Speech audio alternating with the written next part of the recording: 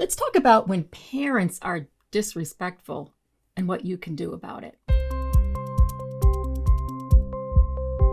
Disrespect is a big word, and I know exactly what's going on out there. There are times when you might make a decision in your classroom or with a child, and parent isn't comfortable with it, and they're not sure what to do, so they may call the principal instead of calling you.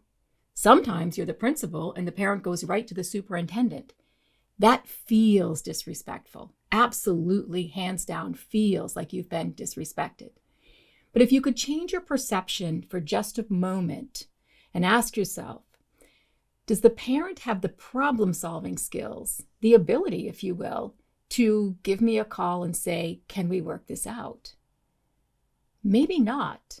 They may have the same problem-solving skills that the child you're working with has, which is not uncommon. So sometimes I like to give the parent just a little bit of space, take the word disrespect out of my vocabulary for a moment and say, I'm not sure if this parent has the skills or the ability to give me a call. It allows me to reach out, even if they have already called above my head.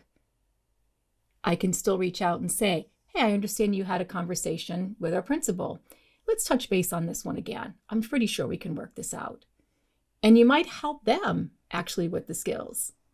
So again, when it feels disrespectful, it is. But the only way you're going to help the situation, even for yourself, is to respond to it in a way where you can go home and say, I did exactly everything I could do to help the situation. Thanks for watching. Remember to hit like, subscribe, and leave a comment.